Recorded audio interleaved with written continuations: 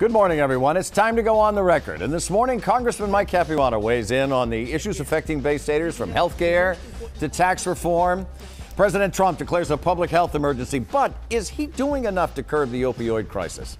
And new revelations about the controversial campaign dossier on the president, the impact, the fallout. Let's go on the record. From WCVB Channel 5, the inside word from Washington to Beacon Hill. Today's newsmakers are going on the record. Good morning, everyone. I'm Ed Harding, along with our political reporter here at News Center 5, Janet Wu. And our guest this morning is Congressman Mike Capuano. He represents the 7th District, which covers parts of Boston, Cambridge, Milton, Randolph. He's a member of the House Committee on Financial Services and the House Committee on Transportation and Infrastructure. So thank you for joining us on this. It's kind of a weird October. There are like 5 Sundays in this October, which is kind of like weird. Nothing wrong with that. Nothing wrong with that at all. And the weekends are better, right? The weekends are better. Very good. And good the weather point, has been very unpredictable. Unpredictable, not right. usual, not Yeah. usual at all. Let's jump right in with the opioid crisis. President Trump this past week declared a public emergency instead of a national disaster.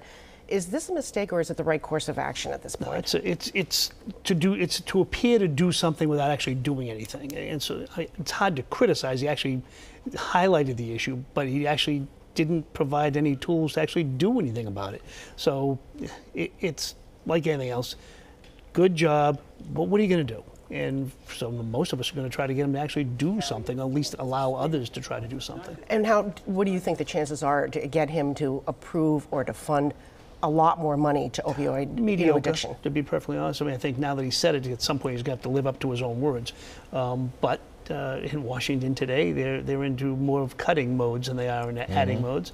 And even if he takes the money, what does he take it from? And that's always another question. Our governor, Charlie Baker, said that at least he's moving in the right direction. And some people have said that asking FEMA to distribute opioid money, which is what would happen under a declaration of a national disaster, is sort of like asking an engineer to bake a cake. Is that wrong? It's not right, but again, most of us will take whatever we can get. It's not the way it should be done. It should be done as a public health crisis. That's what it should be done. But to me, details are secondary. The most important thing is getting money out to the people that know what they're doing and how to do it. People are doing the street work now. People that are on the front lines in the various states around the country. They know what they're doing, and what they need is our support, and mostly our support through the form of money. All right, let's move on to tax reform. And despite the president's confusing tweets and comments about changing the 401k, tax-free contributions, talk on the Hill includes lowering the cap from $18,000 a year to $2,400 a year. Is that possible? Anything is possible with these guys. I mean, that is a classic shot at the middle class. At these would be the upper end of the middle class, but they're middle class people that would be able to do this. And it's a classic shot. And just like everything else in this tax plan, not every item, because some items are okay, but most of this plan, as an overall thing, is a way to give massive tax break to the wealthiest amongst us. And again, I'm not trying to get the wealthy, but in order to do that, you have to fund it somehow, which is mostly by not giving much to the middle class and hurting the working poor. So what do you think would happen on tax reform overall? What do you think? It's hard to see where, as a political item, that the Republicans don't have to do something. Right. So if I had to guess at the moment, I think there will be a tax bill, but it won't be this broad-based tax bill that they're claiming. They will do something minimal, but they will then be able to thump themselves in the chest and say they did something. I don't think it's going to have much of an impact on either individual taxpayers or on the American economy. Do you think the Democrats will have a voice in what ends up happening? Probably not. I mean, thus far, we had a vote this week on the budget, which is the beginning of the process. Not a single Democrat voted for it in either the House or the Senate. And in the House, 20 Republicans voted against it because they have concerns with the combination of what this particular tax bill has and the impact on the deficit.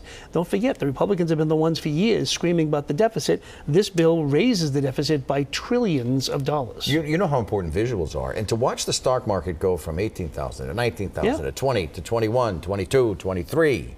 I mean, that's an impressive visual. It's great. It's great. But at the same time, how much of it is real, number one? And number two, what has it done to the middle class? The wage gap is still continuing to grow. The number of people actually employed in the country, the numbers look good because there are fewer people getting jobs and fewer people looking for jobs. So some of these numbers look good. It's not, if it was a complete disaster, I think it'd be easy. It's not. But the question is, what's best in the long term for the average person? And thus far, the average person hasn't seen much from this president. Healthcare. It is still the biggest money problem that's facing our state and most other states. Even our Republican governor's workaround plan was rejected this past week. Is it fair to say things are looking pretty grim for thousands of Massachusetts residents? Yes, it's very fair to say that. The president took action. I mean, he came out, he broke the windshield and then said Congress should fix it. It's like, well, you didn't have to break it. You know, he didn't have to do anything. We still had things we'd like to do. But he broke the windshield, and he's going to hurt lots of people because of it. The likelihood of Congress taking action to fix it is minimized, especially since the president himself came out and said, I oppose the bipartisan proposal that came out of the Senate. So I'm not so sure that it's going to get to the Senate, or if it does, if it'll pass the House. The Speaker of the House has already said he doesn't like it. So therefore, I do think there's going to be hundreds of thousands, actually millions of people hurt, and hundreds of thousands of people thrown off of health insurance. Not good news. And on top of it, it hurts the deficit.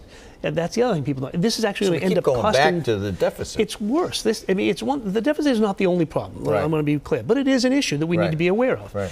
And this bill does, the health care bill, that the president, not a bill, the president's individual unilateral action. He cuts the health care benefits for millions of people. He'll throw hundreds of thousands, if not millions of people, I think it's 80,000 in Massachusetts, off the health care altogether, and it increases the cost for the federal government. It accomplishes none of the things that they said they would accomplish. Do you think in the end this will rattle his base? It will only rattle his base after it's implemented and they realize, what do you mean? What are you shooting me for? Because his base is amongst many of the people that are going to get thrown off of health insurance.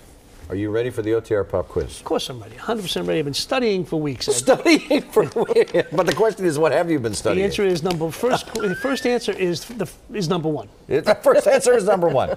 Very good. You win that one, so you got one already. All right, our pop quiz this morning is the OTR version of The Price is Right. Oh, good. Are you ready? Sure. How much is a one-way trip on the subway with a Charlie card? How much is a one-way trip on the subway? It's Not a gonna cost senior. you- Not a senior. Not a senior. No, Actually, well, he's just- not a senior. It's gonna Actually, cost you just with did it Charlie a few card. weeks ago, Yeah. and the truth is, with the Charlie card, I didn't have to worry about how much it was for a one-way trip. I don't know, $2.50. Wait, well, you're kind of like right in the middle. It's $2.25. Charlie tickets or cash will cost you $2.75 a ride. So you're right in the middle there. I'd give me a yes for that. You would? I No, would. okay. My If Trump goodness. can give himself a grade, I can give myself one. I was perfect. I was the best. Well, he has one of the great memories of all Yeah, time. yeah, He said yeah. that this week. Actually, when I took the test, and my guess was exactly the same as yours. So. Well, the Question Charlie 2. card takes that answer away. I didn't have to worry about it. I Yeah. just put the Charlie card in, and that's the end of it. According to the Bureau of Labor and Statistics, has the price of a gallon of whole milk gone up or gone down in the past 5 years? Has it gone up or down in the past 5 years? Whole milk. Again, when I buy milk, it comes in the whole. It's in the grocery basket. It's in the whole bill, whatever It's in the whole bill. is. Yeah. On a constant dollar basis, I'd say it's probably gone down. Slightly. Yeah. By about 20 cents. The average price of $3.24 a gallon. There you go. So in your scoring, you're 2 for 2. Absolutely perfect. On mine, you're 1 for 2. But that's all right. We'll be right back with the Congressman. Stay with us.